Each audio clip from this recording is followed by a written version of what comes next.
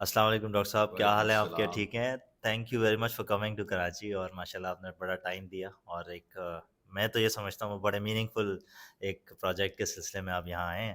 تو میں کیوں اپنی پرسنل کیپیسٹی میں میرے پاس بھی بہت سارے دوست ہیں، اور آپ کے تو فیل بہت سارے لوگوں کے کوشچنس بھی میری طرف آتے ہیں، میں آپ کی طرف بھیجتا ہوں، اور اس میں سب سے زیادہ جو کور ایشو ہوتا ہے وہ فیملی، انٹرنل فیملی کے جو ایشوز ہیں.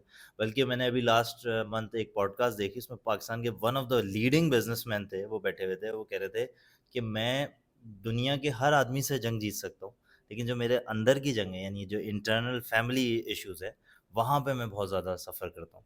تو I would really like to listen to this phenomena. اور آج کل جو ایک نیوکلیر فیملی یونٹس کی بات ہو رہی ہے، بہت زیادہ ہو رہی ہے، جس کے پروز اینڈ کونس دونوں ہیں. تو اس پہ میں آپ کی ایک تھاٹ لینا چاہوں گا کہ کس طرف ہمیں جانا چاہیے اور کس طرف ہمیں موو ہماری سوسائٹی کر رہی ہے، اور اس کے بھی کیا پرونس اینڈ کونس ہیں. تو I would really like to listen to شکریہ، بہت بہت شکریہ. Thank you for having me here. میں ان کی ہاسپٹیلٹی کو انجوائے کر رہا ہوں، تو گو انہوں نے مجھے بہت تھکا دیا ہے. تو دیکھیے، ایسے ہے کہ جو فنکشنل یونٹ ایک معاشرے کا ہے نا، وہ ایک فیملی ہے. جس طریقے سے ہمارے جسم کا فنکشنل یونٹ ایک سیل ہے اور وہ الگ سے ایک زندہ رہ سکتا ہے، اسی طریقے سے جو ایک یونٹ ایک معاشرے کا ہے وہ فیملی ہے. لہٰذا آپ کسی معاشرے میں کوئی تبدیلی لانا چاہتے ہیں، کسی سوسائٹی میں کوئی تبدیلی لانا چاہتے ہیں، تو آپ ایکچولی ہر یونٹ پر کام کرنا شروع کرتے ہیں. اور اگر ہم خاندان کے اوپر کام کرنا شروع کر دیں، اور خاندان سے جو ہماری توقع ہے اور جو خاندان کو بیہیو کرنا چاہیے اور اس کے نتیجے میں جس طرح کے افراد معاشرے میں آنے چاہیے، اگر ہم اس میں کامیاب ہو جائیں تو ایکچولی پورا کا پورا معاشرہ بالکل ٹھیک ہو جاتا ہے. اور نہ صرف یہ کہ معاشرتی طور پر خاندان کے بریک ہونے کی وجہ سے نقصان ہوا ہے، اور ویسٹ میں آپ کو اس کی بہت مثالیں ملتی ہیں. جی ہاں. آپ نے دیکھا ہوگا کہ امریکہ کا صدر جب الیکشن میں آتا ہے تو اپنی بیگم کا ہاتھ پکڑ کے ساتھ لے کر آتا ہے، اپنی بچیوں کو ساتھ لے کر آتا ہے یا بچوں کو ساتھ لے کر آتا ہے. وہ یہ ثابت کرنا چاہتا ہے کہ میں ایک فیملی مین ہوں. اور یہ فیملی مین ہونا ایک بہت بڑا ورچو ہے، کیونکہ اس معاشرے میں فیملی کا بریک ہونا، معاشرے کے اندر اکنامک گروتھ اپنی جگہ پر ہے، لیکن معاشرے کا جو اپنا فیبرک ہے وہ جس طریقے سے وہاں ٹوٹ رہا ہے، اس کی ایک ریزن فیملی کو ٹوٹنا ہے. اچھا، ہمارے ہاں خوش قسمتی سے فیملی کا کٹھے ہونا ایک بہت زبردست بات ہے. لوگ کہتے تھے خاندانیت. آپ کو خاندانیت نام کا لفظ کوئی ویسٹ میں نہیں ملے گا، کیونکہ خاندانیت نام کی کوئی چیز نہیں. فیملی، یہ جو خاندانیت تھی، ہمارے خاندان کی یہ روایت ہے، یہ سارا کا سارا ہمارے کلچر میں موجود تھا. اور اس کے اسٹرانگ ہونے کی وجہ سے ہمارے ہاں ایک تربیت کا نظام موجود تھا، اور وہ پھر خاندان میں سے جو لوگ نکلتے تھے وہ پورے معاشرے کو بناتے تھے.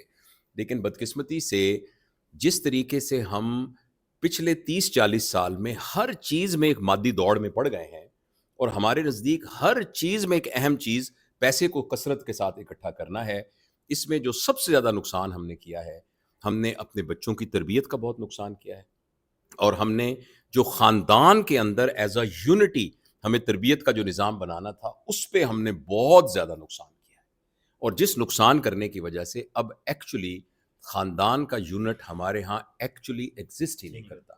آپ کسی بھی مڈل کلاس گھر میں جائیے، ان کے لیونگ روم میں بیٹھیے، وہاں 5 افراد بیٹھے ہوں گے جو ہر شخص اپنے کسی دوست سے جو 10,000 کلومیٹر دور ہے اس کے ساتھ رابطے میں ہوگا، مگر ساتھ بیٹھی دادی اماں کے بارے میں اس کو کچھ پتہ نہیں ہوگا، اپنی ماں کے بارے میں اس کو کچھ پتہ نہیں ہوگا. اور یہ بات اس قدر زیادہ عام ہو گئی ہے اور اپنے سامنے ڈیٹیریوریشن ہو رہی ہے کہ فیملی بالکل تباہ ہو رہی ہے.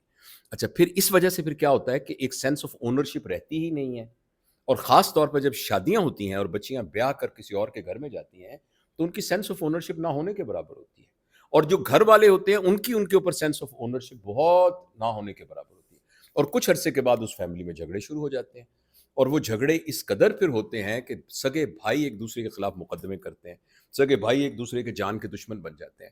تو جو ہماری فیملی ویلیوز ہے ان کو باقاعدہ ڈاکومنٹ کر کے سمجھنا، اور نہ صرف یہ کہ ان کو وربلائز کرنا، بلکہ ہمارے کنڈکٹ میں ایک کانشیس ایفرٹ کے ساتھ ہمارے گھر میں موجود ہونا بہت ضروری ہے. لیکن آپ خود انصاف سے دیکھیے، میں بھی اپنے گریبان میں جھانکوں کہ ہمارے گھروں میں کب اس بات کا ذکر ہوتا ہے، کب ہم اپنے بچوں کو یہ سکھاتے ہیں کہ جب تم خامد بنو گے تو خامد بننے کی کیا رسپانسبلٹی ہے، جب تم کسی کی بہو بنو گی، کسی کی دیورانی بنو گی، किसी की तुम बहू बनोगी तो तुम्हारी क्या रिस्पॉन्सिबिलिटी है, बीइंग अ वाइफ तुम्हारी क्या रिस्पॉन्सिबिलिटी है, बीइंग अ दामाद तुम्हारी क्या रिस्पॉन्सिबिलिटी है, कोई चैलेंजिंग आए पॉइंट, कोई मसले अगर दरमियान में आए तो उनको कैसे हैंडल करोगे। हमारे बच्चों को तो इसका पता ही नहीं होता, इसलिए वो फिर ज़रा सी बात पे उनकी ईगो हर्ट हो जाती है, ज़रा की बात पे एंगर ट्रिगर हो जाता है, फिर लड़ाइयाँ करना शुरू कर देते हैं, और हर घर के अंदर ये मसला है। आपको पता है कुछ अरसे से मैं 1-to-1 सेशंस करता हूँ मीटिंग के, इस कदर मसाइल यानी सुनने को आते हैं कि कभी-कभी यकीन नहीं आता कि ये इस तरह की छोटी-छोटी बातों में भी घर में झगड़े हो सकते हैं। और जहाँ तक ताल्लुक आपने वो न्यूक्लियर फैमिली का कहा था, देखिए शरई तौर पर तो हमारे यहाँ कॉन्सेप्ट यही है कि एक बच्चे की शादी ही तब की जाए जब वो इस काबिल हो कि वो ना सिर्फ बायोलॉजिकली बालिग हो, बल्कि वो इंटेलेक्चुअली और इमोशनली और स्पिरिचुअली भी बालिग हो, ताकि वो पूरे एक यूनिट की रिस्पॉन्सिबिलिटी ले सकता हो। तो लेकिन बहरहाल हमारा अपनी तहज़ीब, हमारे अपने माशरती इक़्तिदार, वो हमारे यहाँ बहुत ज़्यादा असर पज़ीर होते हैं, इसलिए हमें दरमियान में कोई हाइब्रिड चीज़ें एक्चुअली सिस्टम बनाना पड़ेगा। लेकिन इसका मुख्तसर ये है कि चूँकि हमने ये बात सिखाई नहीं है और इसकी अहमियत हमारे यहाँ मौजूद नहीं है, लिहाज़ा इसके बुरे रिज़ल्ट हमें अच्छा ज़ाहिर डॉक्टर हो रहे साहब, हैं। मेरा जो सवाल है ना इस पे वो ये है कि असल में हमें जो हमारे फैमिलीज से जो मिल रहा है उसमें गुलू है ना हर चीज़ में, मतलब एक मोहब्बत में भी गुलू है।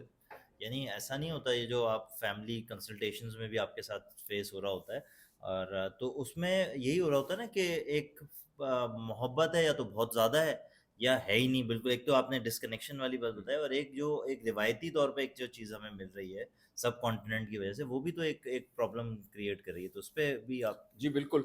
तो उस सिलसिले में देखिए, मैंने आपकी बात बिल्कुल दुरुस्त है कि एक जिसको हम कहते हैं ना, आधा तितर आधा बटेर हम हुए हुए हैं, हौच-पौच हुए हुए हैं। तो जो फैज़ान ने शुरू में इशारतन कहा था कि यहाँ मैं किसी काम से आया हूँ, वो काम यही है कि हमने ये देखा कि मैं आपको मुख्तसरन ये अर्ज़ करूँ कि मैं पिछले कई दिहाइयों से इस बात की कोशिश में हूँ कि अल्लाह ताला ने जो मुझे दिया है, मैं उसको आजिज़ी के साथ आगे मुंतकिल करके इस दुनिया से जाऊँ। हो सकता है वो किसी के लिए रिलेटेबल हो सकता है उससे किसी को फ़ायदा और हो सकता है किसी के लिए वो बहुत अहमियत की बात ना हो। लेकिन मेरे ज़िम्मे ये है कि जो मैंने ज़िंदगी बरती है, मैं उसको पूरी ज़िम्मेदारी के साथ इस दुनिया में आगे वापस करके जाऊँ। जब मैंने तरबियत के इस काम को शुरू किया तो मुझे ये लगा कि इसमें सबसे ज़्यादा फ़ायदा मुझे खुद हो रहा है, और मैं खुद तरबियत के उस प्रोसेस में गुज़र रहा हूँ। और फिर आहिस्ता-आहिस्ता मैंने इसको नैरो डाउन किया और मैंने देखा कि बड़े जो हैं, उनकी तरबियत करना मुश्किल है, उसकी निस्बत बच्चों की तरबियत करना आसान है, क्योंकि साइकोलॉजी इस बात को सपोर्ट करती है कि अगर उसके उनके इर्द-गिर्द एक माहौल को चेंज कर दिया जाए, तो बच्चे चेंज हो जाते हैं। अच्छा, इस सिलसिले में हमने आपकी मदद से, और शुक्रिया मैं अदा करता हूँ फैज़ान का और उनकी पूरी टीम का, कि इन्होंने एक्चुअली ऑलरेडी मेरे पास तमाम चीज़ें मौजूद थी, मगर उनको स्ट्रक्चर किया और एक पेरेंटिंग का अल्हम्दुलिल्लाह हमारा कोर्स हुआ। हमने उसको 1500 ख़वातीन पर कैरेक्टर एजुकेशन फाउंडेशन के ज़ेरे एहतमाम पायलट किया था, जिसके बहुत अच्छे रिज़ल्ट निकले थे। मैंने पाकिस्तान में, पाकिस्तान से बाहर 2 दफ़ा मैंने यूके का सफ़र किया, 2 दफ़ा नॉर्वे में इनकी वर्कशॉप्स कराई। अमेरिका में मैंने 8 दिन में 9 पेरेंटिंग पर लेक्चर दिए, अभी वहाँ ऑस्ट्रेलिया टेक्सास में। ऑस्ट्रेलिया में भी हम करके आए। फिर हम अम्मान गए इस काम के लिए, तो वहाँ भी ये पेरेंटिंग का सारा करके आए। अभी हाल ही में मैं जद्दा में भी एक पेरेंटिंग पर ही टॉक करके आया था। तो लेकिन ये है कि अल्हम्दुलिल्लाह हमें मौका मिला कि उसकी एक टेंजिबल प्रोडक्ट बना लें, जो कि एक कोर्स की शक्ल में है। फिर हमने एक एंगर मैनेजमेंट का कोर्स बनाया। फिर हमने ये सोचा कि अब ये जो इश्यूज़ अराइज़ कर रहे हैं, और ये शुरू हुए इस तरह कि जब हमने 1 टू 1 सेशन किया तो हमें पता लगा कि लोगों के बहुत सारे मसाइल का ताल्लुक उनकी घरेलू ज़िंदगी से है, उनके आइली ज़िंदगी से है, मैट्रिमोनियल रिलेशनशिप्स के साथ है, इन-लॉज़ के साथ रिलेशन के साथ है, भाइयों के साथ रिलेशनशिप है। तो हमने फिर रिसर्च करके, मेहनत करके एक डाटा इकट्ठा किया, और एक्चुअली कल हम वो कोर्स रिकॉर्ड करने जा रहे हैं, और इसके लिए मैं कराची आया क्योंकि यहाँ सहूलतें मैसर थीं। तो बहुत जल्दी इंशाल्लाह हम आपको एक कोर्स देंगे, जिसमें हम कोशिश करेंगे कि हम्बली हम अपना एक्सपीरियंस साइंस की रोशनी में एविडेंस बेस्ड आपके सामने इस तरह रख सकें कि आप उसको अपनी ज़ाती ज़िंदगी से रिलेट भी कर सकें, और उसको फिर हाउ टू डू की तरह, यानी कि उनको काबिल अमल तरीके से आप उस पर अमल भी कर सकें। उस सिलसिले में फैज़ान का बहुत शुक्रिया। और ये अब्दुल्ला बैठे हैं जो कि वीडियो बना रहे हैं, ये हमारे बहुत ज़बरदस्त साथी हैं जो टेक्निकल साइड पे देखते हैं। अली भाई बिल्कुल साइड पे बैठे हैं, ये हमारे रिकॉर्डिंग के इंचार्ज हैं और कामों के अलावा, और ये माशाल्लाह बहुत परफेक्शनिस्ट हैं। अभी इन्होंने कुछ चीज़ें रिकॉर्ड की, तो उसमें माशाल्लाह मुझे अंदाज़ा हुआ इनकी प्रोफेशनल स्किल का, और जिस तरह छोटी-छोटी बातों पर ये तवज्जो दे रहे थे। तो इंशाअल्लाह कल I am going to have a very interesting and a very tough day in his safe hands. تو کل انشاءاللہ ہم اس کی ریکارڈنگ کریں گے. تو بس میں آپ سے صرف یہ عرض کرنا چاہتا ہوں کہ یہ کورس جب ہو جائے گا ریکارڈ تو آپ نے اس کو پوری فیملی کے ساتھ بیٹھ کر دیکھنا ہے. اور یہ میں آپ کو بہت اخلاص کے ساتھ عرض کر رہا ہوں کہ آپ اس کو یہ سمجھیے گا کہ یہ آپ کی فیملی کے لیے گفٹ ہے, اور آپ دن میں کچھ 15-20 منٹ نکال کے اپنی پوری فیملی کو بٹھا کر اس کورس کو دکھائیں گے. میں دعویٰ تو کوئی نہیں کرتا, عاجزی سے یہ کہتا ہوں کہ انشاءاللہ مجھے امید ہے کہ گھر میں معجزے ہونا شروع ہو جائیں گے انشاءاللہ العزیز. تو I am looking forward to that. تو thank you very much for having me here and hosting me. Thank you.